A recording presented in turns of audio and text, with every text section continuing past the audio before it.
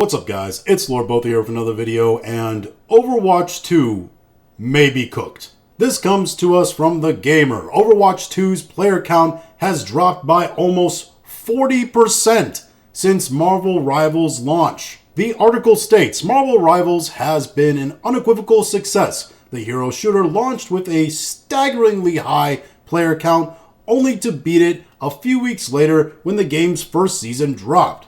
It's also managed to retain those players better than every live service title released in the last few years. Well, yeah, exactly who are you competing with? X-Defiant, Redfall, Concord, Suicide Squad killed the Justice League. I mean, hell, the finals was pretty popular when it dropped.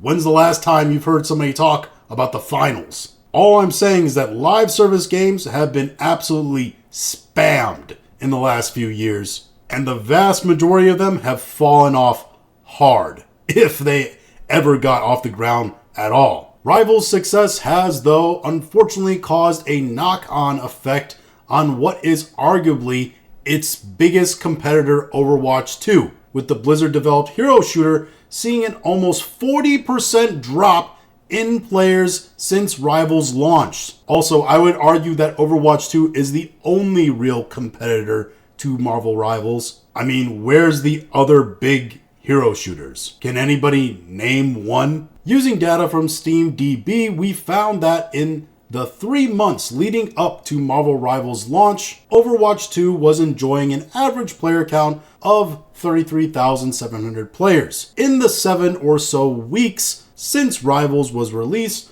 Overwatch 2's average player count has fallen to 20,500 players, a 39% drop. Overwatch 2 has faced an uphill struggle since it launched in October 2022. The game was revealed as a sequel to Overwatch, a title many considered as not needing a sequel. Yeah, exactly. With live service games, you don't really need to come out with a sequel to the game. You just need to build on the existing game with seasons and etc. I mean, you don't hear talk of a Fortnite 2 releasing anytime soon. Then it completely changed its structure, switching to 5v5. Delays and complaints about the game's early battle passes meant it got off on further bad footing, and it never really recovered from there. Last November, the developers even attempted to bring back the classic look and modes of original Overwatch, but that mode didn't move the dial. And that's just some of the problems that Overwatch 2 actually has. Other problems included diving into the deep end of the woke pool of gaming, talking about the backstory of certain characters and making certain characters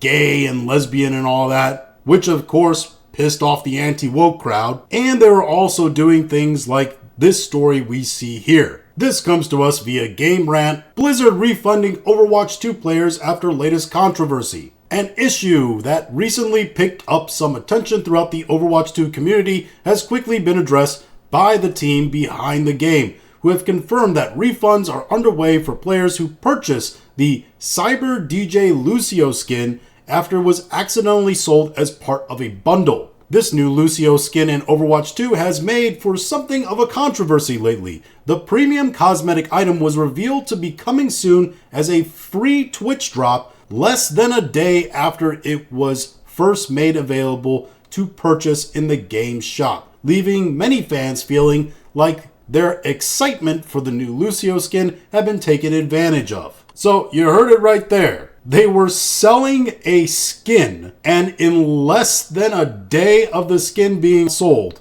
they made it free as part of a Twitch drop. And yes, they did refund players who bought that, but what kind of idiot doesn't double check that kind of thing? Especially when you're in charge of such a game as big as Overwatch 2. And in general, just it looks bad. If you're taking advantage of me in this one way that we caught you, how are you taking advantage of me in ways that I'm not even noticing? Personally, I think the worst way Overwatch 2 players are being taken advantage of is being sold these terrible looking skins. I mean, look at that. That's friggin' atrocious. The point here is that Marvel Rivals is really the only big competition for Overwatch 2 in the hero shooter space. And Overwatch 2 is so down bad in how they're ran and what they're offering to their customers, that people would rather play Marvel Rivals, which is based on the gimmick of Marvel Comics, than play an original IP that's been fairly well established at this point